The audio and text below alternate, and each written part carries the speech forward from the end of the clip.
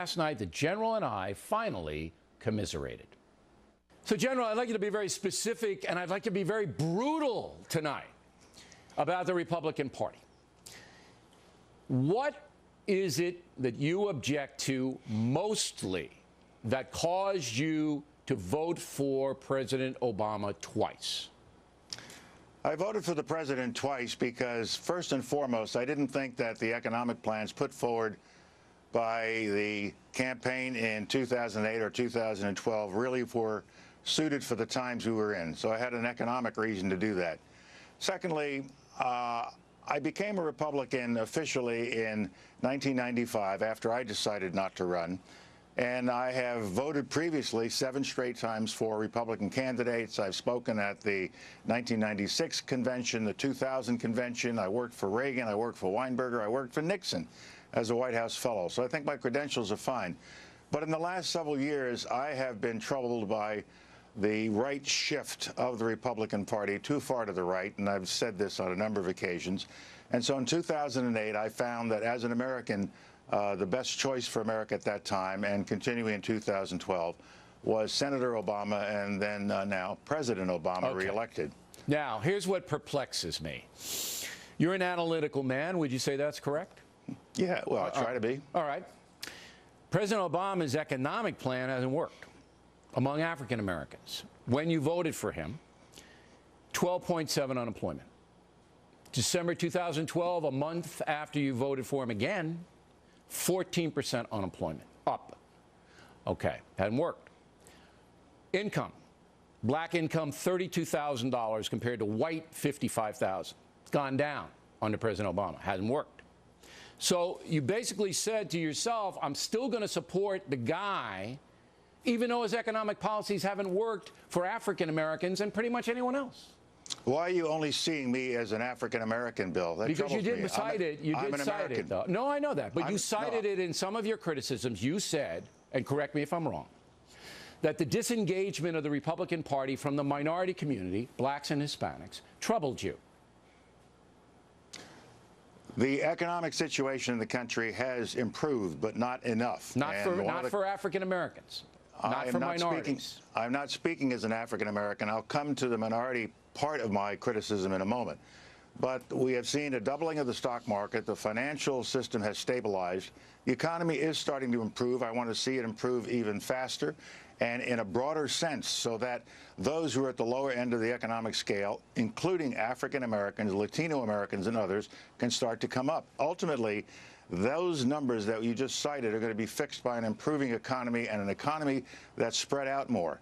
And more African Americans will benefit, and Latino Americans, if they also get the education needed for the more demanding jobs. You seem to be voting again on hope in 12 because we haven't seen an economic improvement in this country very much. And in addition, the big spending policies of the Democratic Party and the president have driven the debt, as you know, to close to $17 trillion, and he's the biggest spending president in history. But you said something very interesting. The education. We spend more per capita on education than any other country in the world except Switzerland, all right? So it isn't the money. But the money continues to flow. It's the discipline. It's the disintegration of the family structure. All of the things that the Republican Party and the conservative movement are emphasizing. Yet you have drifted away from them. And I'm saying to you, it's not about money and education. Am I wrong? It is money and education, but it's more fundamental than that. Now, with respect to some of the things I've been saying, I've been critical of the party, is that I don't think the party recognizes the fundamental demographic changes that are taking place in the country. In one more generation, African Americans, Asian Americans, and Latino Hispanic Americans will be the majority of the country. And we have to educate those youngsters for the positions of leadership that they are going to occupy. You don't think that's being done now? I don't think it's being done adequately. And the important point I've been making is we have to understand that if you want these people to come to the Republican side, you can't have immigration policies that affect them in a negative way. Okay, but do you believe in amnesty? One more point. Go ahead. You can't have policies that try to make it harder for minorities to vote.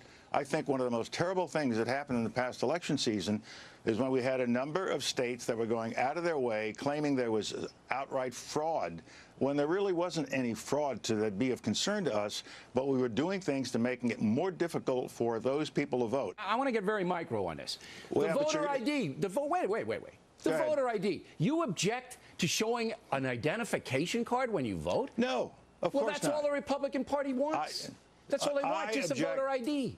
I object to putting in place additional levels of voter ID that disenfranchise those of our fellow citizens. I want to see a Republican Party that, rather than trying to make it more difficult to vote and restricting the number of days and hours you can vote, a Republican Party that says, we want everybody to vote and we're going to give you a reason to vote for us. All right, but I don't know if asking for an ID is trying to restrict the vote. I mean, I'm sorry.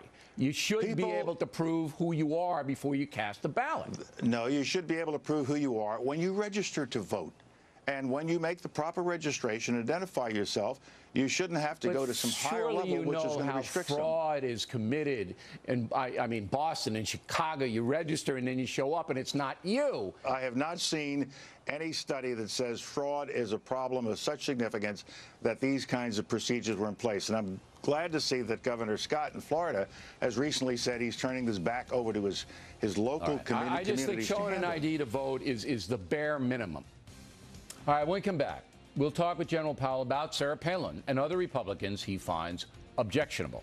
That in just a few moments. Continue now with our lead story, a no-spin interview with General Colin Powell. We begin the second segment with what really teed off the general, causing him to make strong public comments. The fuse? Former Governor John Sununu campaigning for Mitt Romney, calling President Obama lazy. You objected to Sununu, who was the biggest Mitt Romney surrogate, during the campaign. Sununu called President Obama lazy. Now, you know Sununu. You've known him for a long time. You don't think Sununu's a racist, do you? No. I didn't call him a racist. No, but you said that wording sends the code. It does.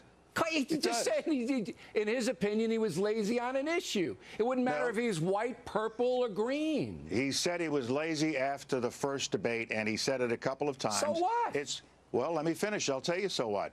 It so shocked the person who was interviewing him. They said, do you really want to use that word, knowing? But John said other things that were troubling. He said, the president wasn't a real American. What is that supposed to mean to somebody? What do you mean he's not a real American? But it was in the heat of the campaign. He's a partisan. I'm not defending Sununu's choice of words. I'm not. Okay. All right? All right. I'm not defending it. But I'm saying to you, I know Sununu. You know Sununu. He's not a racist. So why even bring it? Just say he was foolish to put it that way. Let me tell you why. I would never call John a racist, and he used some very poorly chosen words in my judgment, and I think he might agree with it in retrospect. Sure. But you have to understand the impact this has on minorities throughout our country, and if you want to appeal to these people, if you want to bring them to the Republican Party and give them the reason to vote Republican, you have to avoid this kind of language which can infuriate people and cause them to go vote. I agree that there has to be a thought put out to reach out to those precincts, but I didn't think, with all due respect, General, and you know I respect you, that making a racial issue out of a Sununu who was a blatant partisan was the right thing to do, and you did it with Sarah Palin when the shucking and jiving stuff. Governor Palin is a performer. She's performing for her crew. She's not a racist.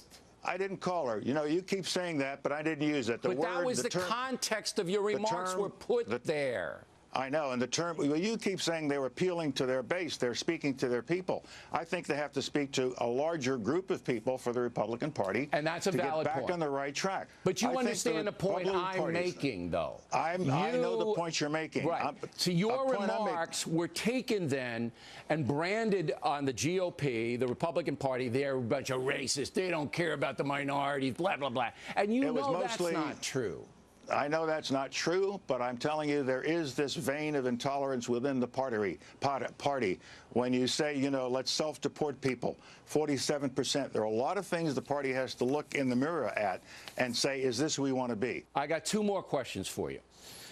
Number one, you being who you are, a traditional guy, wounded in Vietnam, served his country, patriot guy. By supporting as actively as you did Barack Obama, you also put yourself in a category of intolerance on issues like entitlement culture. When you yourself were born in the South Bronx and you made it on your own, the entitlement culture now extends to 50% of the American homes, all right? Huge rise in it. So you're putting yourself in that bracket by supporting the Democratic Party through Barack Obama, who it seems their values are different than yours, General. Yes, I was raised in the South Bronx, but I can assure you it was Social Security that kept my parents in respectable comfort after they had retired, and they paid into that. But that's not means tested.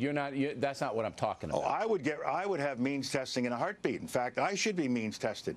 I think there are a lot of things we could do with entitlement reform. I think there are lots of areas in our government where we can take a hard look, entitlement reform, other areas, and there are ways to cut the budget. Okay, but the president isn't doing that. Remember one thing, Bill. It is the Congress that passes appropriations bills that pays for the bills that we have incurred. But you know and Barack Obama is behind the big spending juggernaut. Now, this is a rude question, and I'm sorry to have to ask it.